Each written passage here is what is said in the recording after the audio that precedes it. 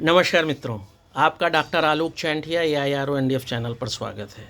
अगर किसी लाग लपेट के बिना मैं आपसे कहूं कि भारत जैसे देश को, माँ भारती को अगर सबसे ज़्यादा नुकसान किसी ने पहुंचाया तो उसी के अपने सनातन धर्म या हिंदू धर्म ने पहुंचाया, उसकी जाति व्यवस्था ने पहुंचाया, तो आपको लगेगा कि यह बात कुछ सही नहीं है। क्योंकि आज के संदर्भ में जिस तरह का वातावरण है उसमें यह मान पाना थोड़ा मुश्किल हो जाता है कि सनातन धर्म ने देश का बंटवारा कराया, सनातन धर्म की कुरीतियों ने देश का बंटवारा कराया। लेकिन मेरी इस बात को सुनकर किसी तत्काल निर्णय पर जाने से पहले उसकी तह तक जाइए। सनातन धर्म हो, चाहे आप आज के समय में उसे हिंदू धर्म समस्त कहते हैं, उसकी जो जाति व्यवस्था है, उस जाति व्यवस्था के मकड़ जाल में आप जानते हैं कि वर्ण व्यवस्था में जो बातें स्वीकार की गई थीं वह जब जन्मजात जाति व्यवस्था में प्रसारित हो गई तो किसी के पास यह विकल्प ही नहीं रहा कि वह किसी दूसरी जाति में जा सके। और इस मकड़जाल के बीच में लोग तब तक विकलता के साथ तड़पते रहे जब तक विदेशी आक्रांताओं द्वारा, बाहर से आने वाले लोगों के द्वारा इस देश में अपने पांव नहीं पसार लिए गए। यह वह समय था जब दूसरे धर्म के लोग जब हमारे देश में मूल सनातन धर्म के लोगों के साथ रहने लगे तो सनातन धर्म की इस मकड़जाल जाति व्यवस्था में बहुत से लोगों को ऐसा विकल्प मिला जिसमें वह सनातन धर्म के इस जाति व्यवस्था के मकड़जाल को छोड़कर अपने को स्वतंत्र महसूस करने के लिए दूसरे धर्मों की तरफ चले जाएं। इसी बात को सनातन धर्म के लोग नहीं समझ सके और वह यह जान ही नहीं पाए कि उनकी इस गलती के कारण माँ भारती के बंटवारे के बीज को बोया जा रहा है। जी हाँ, मैं बात कर रहा हूँ क्योंकि भारतीय राजनीति में जितना ज़्यादा हस्तक्षेप गुजरात का रहा है और गुजरात में पैदा होने वाले महान लोगों का रहा है, जहाँ 2 अक्टूबर 1869 में गांधी जी पैदा होते हैं, वहीं उनसे 7 साल बाद एक और व्यक्ति पैदा होता है जो वहाँ के लोहाना जाति में काठियावाड़ के पेनेली गांव में पैदा होता है और उनके बाबा का नाम था पुंजा जिन्ना और जो पिताजी थे वो प्रेम जी मेघ जी ठक्कर थे। ये वही ठक्कर लोग हैं, ये वही लोहाना जात हैं जो व्यापार करने के लिए गुजरात से लेकर पाकिस्तान और अफ़गानिस्तान तक फैले थे। ये खुदरा व्यापारी थे। लेकिन जब प्रेम जी मेघ जी ठक्कर के यहाँ पुंजा जिन्ना का जन्म हुआ तो प्रेम जी मेघ जी ठक्कर को ऐसा लगा, क्योंकि गुजरात एक कोस्टल एरिया भी है, कि क्यों ना एक ऐसा व्यापार किया जाए जिससे हम ज़्यादा पैसा कमा सकें, और उन्होंने मछली का व्यापार किया। ज़्यादातर सनातन धर्म में मांस, मछली, इन सब का निषेध है, टैबू है। टैबू इज़ पॉलिनेशियन शब्द, जिसका मतलब निषेध होता है, जिसको करने से रोकने जाने के संबंध में यूज़ किया जाता है। जब मछली का व्यापार उन्होंने शुरू किया तो लोहाना जाति में तो यह अपवित्र कार्य था और इसको करना निषेध था। इसके लिए लोहाना जात की पंचायत ने प्रेम जी मेघ जी ठक्कर को चेतावनी दी कि अगर आपने यह मछली का व्यापार बंद नहीं किया तो आपके विरुद्ध कार्यवाही की जाएगी और इस कार्यवाही में आपको जाति से बहिष्कृत किया जा सकता है। जैसा कि आप जानते हैं, सनातन धर्म में, हिंदू धर्म में जाति व्यवस्था खासतौर से जब जन्म से हुई तो बहुत से ऐसे जो नियम आदि बनाए गए, उसमें यह निषेध किया गया कि आप कौन से कार्य कर सकते हैं, कौन से नहीं कर सकते हैं, जिसमें मद्य निषेध हो, चाहे मांस का निषेध हो, ये सब बहुत था। आज भी आप देखते होंगे बहुत से हिंदू घरों में मांस मछली नहीं खाया जाता, या वो उन लोगों के यहाँ कुछ भी खाना पसंद नहीं करते हैं जहाँ पर मांस मछली खाया जाता है। जरा आप उस समय की बात करिए जब 1876 में पुंजा जिन्ना का जन्म हो रहा है, तब भारत की क्या स्थिति रही होगी। लेकिन प्रेम जी मेघ जी ठक्कर ने अपने लोहाना जाति की इस बात को नहीं माना। ये वही लोहाना जाति के लोग हैं जो अपना को भगवान मर्यादा पुरुषोत्तम श्री राम का वंशज मानते हैं, उनको अपना पूर्वज मानते हैं, उन्हीं से अपने जन्म की कहानी को जोड़ते हैं। और आप जानते हैं कि इसे टोटेम कहते हैं। जब हम अपने किसी समूह समुदाय को किसी वास्तविक या कल्पित व्यक्ति वस्तु वनस्पति से जोड़ते हैं तो उसे टोटेम कहते हैं। ऐसे लोहाना जाति में भी यह बात स्वीकार की जाती है कि उनकी जाति भगवान पुरुषोत्तम श्री राम की वंशज है। अब यहीं से आप कल्पना करिए कि एक मर्यादा पुरुषोत्तम श्री राम का वंशज कहने वाला जनजातीय समूह जो लोहाना है, जो पूरी तरह से हिंदू है और हिंदू धर्म को मानने वाला है, लेकिन जीवन को सुचारू रूप से जीने का विकल्प न होना, जीवन में गुणवत्तापूर्ण निर्वाह न हो पाना और भारत में दूसरे धर्मों के लोगों का प्रवाह होते रहने की स्थिति में उन लोगों द्वारा मांस का प्रयोग करने की स्थिति में प्रेम जी, मेघ जी ठक्कर को यह विकल्प मिला कि वह इस मछली को बेचकर अपना उद्योग बढ़ा सकते हैं, पैसा कमा सकते हैं।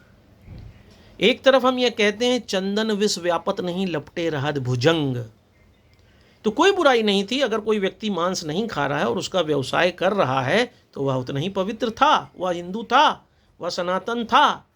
लेकिन इस दर्शन को कहा तो गया, लेकिन इसे जीवन में उतारने के न होने की स्थिति में अंत में प्रेम जी, मेघ जी ठक्कर को जाति से निकाल दिया गया। इस बात ने पुंजा जिन्ना के बालपन को बहुत ज़्यादा प्रभावित किया और उसने सोचा ऐसे धर्म के साथ क्या खड़े रहना, जो धर्म अपने ही लोगों को बहिष्कृत करता है, जो धर्म अपने लोगों के गुणवत्तापूर्ण जीवन को नकारता है, उनके विकल्प को नकारता है। और यही कारण था कि दूसरे धर्मों का भारत में जब प्रवाह हो चुका था, क्योंकि 12वीं 13वीं शताब्दी से ही मुग़लों का एक प्रवाह भारत में दिखाई देने लगा था, उस प्रवाह ने 18वीं 19वीं शताब्दी में अपने को पूरी तरह भारतीय समुदाय में एक सनातन धर्म में मिला लिया था, जिसने पुंजा जिन्ना को इस बात के लिए प्रेरित किया कि वो हिंदू धर्म का त्याग कर दें। और उन्होंने हिंदू धर्म का त्याग किया। यहाँ पर आपको समझना होगा कि उसी जगह पोरबंदर में पैदा होने वाले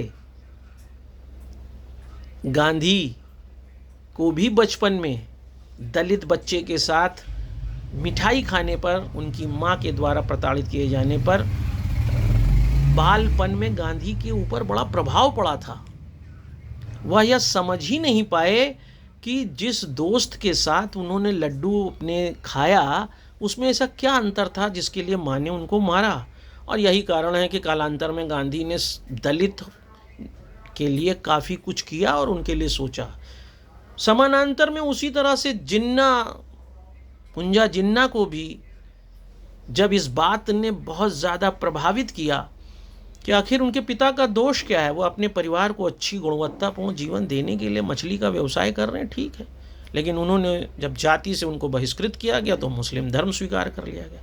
शायद ही किसी ने उस समय सोचा हो कि एक हिंदू जो परिवर्तित मुस्लिम है, जो कालांतर में मोहम्मद अली जिन्ना बना, जो एक प्रसिद्ध वकील बना, वही हिंदू, वही मर्यादा पुरुषोत्तम श्री राम के वंशज के रूप में चिन्हित लोहाना जाति का वह युवा हिंदू कालांतर में माँ भारती को बांटने का सूत्रधार बनेगा।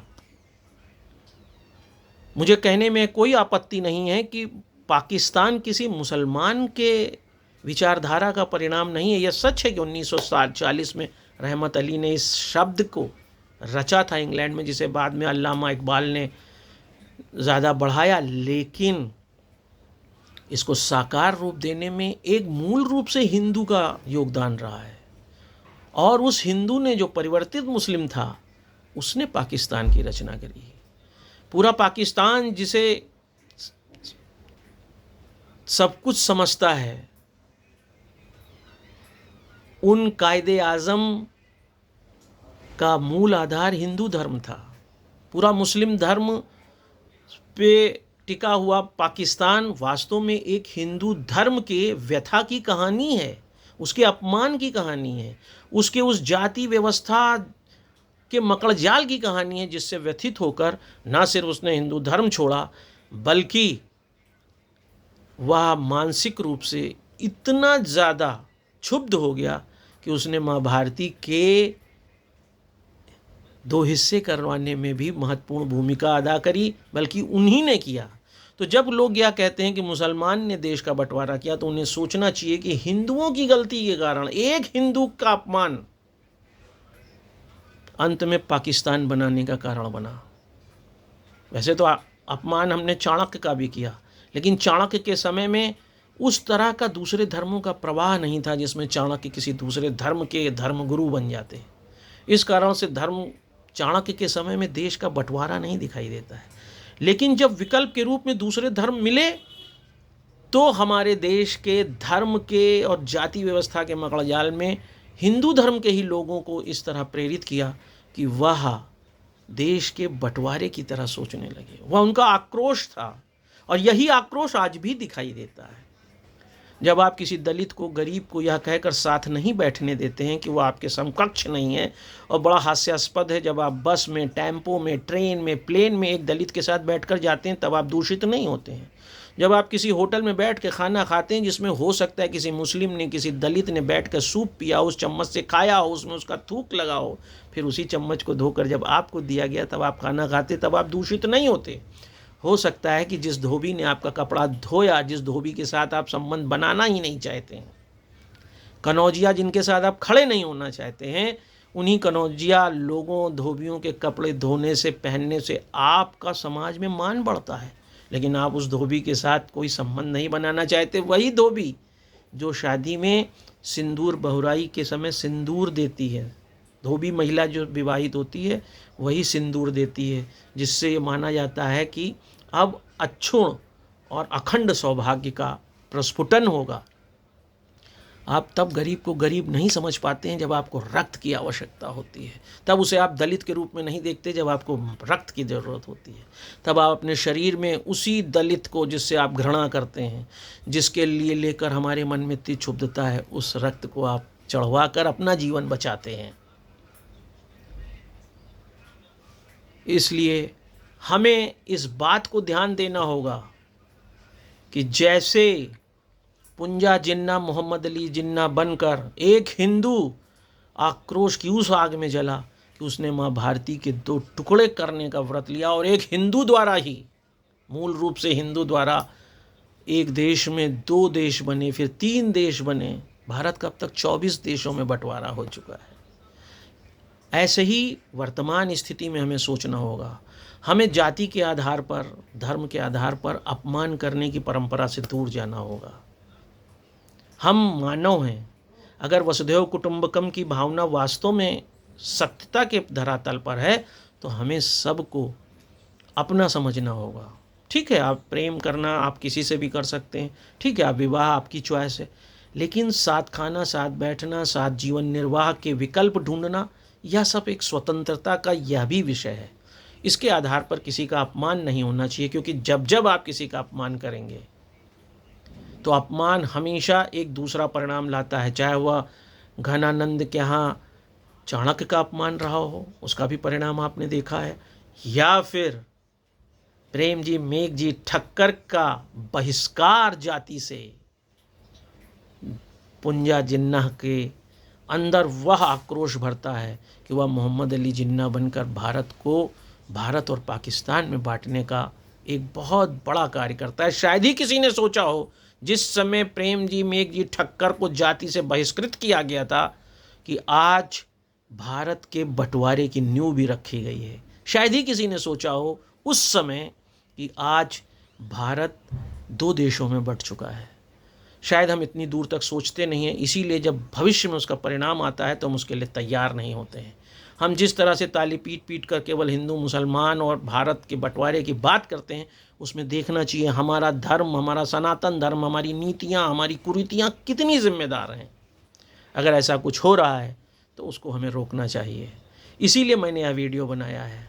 आप सोच कर देखिए कि क्या भारत के बंटवारे के लिए एक मूल और मौलिक हिंदू जिम्मेदार ज़्यादा था जिसका अपमान हुआ था, या दूसरे धर्म के लोग जिम्मेदार थे?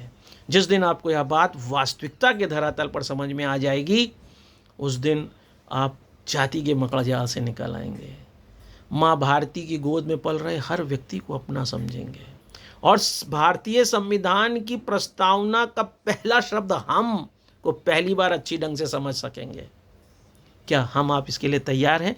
इसी को सोचने के लिए मैंने यह वीडियो बनाया है। अखिल भारतीय अधिकार संगठन अपने कर्तव्यों के प्रकाश में बार बार गरिमापूर्ण जीवन के मौलिक अधिकारों की स्थापना के लिए इस तरह के वीडियो बनाता है। अगर आपको यह बात समझ में आती, दूर तक ले जाइए, ताकि अपमान से देश तक बंटवारे की कहानी कैसे चलती है, अपने ही धर्म के द्वारा कैसे पूरा ताना बाना बुन दिया जाता है और कोई उसको उस समय देख नहीं पाता कि अब आज का यह अपमान कल के देश के बंटवारे तक जा रहा है, उसी को समझाने के लिए वीडियो बना है। इसे दूर तक ले जाइए ताकि हम सब अनेकता में एकता का वास्तविकता के धरातल पर वहन करें और माँ भारती के लाल बने। नमस्कार।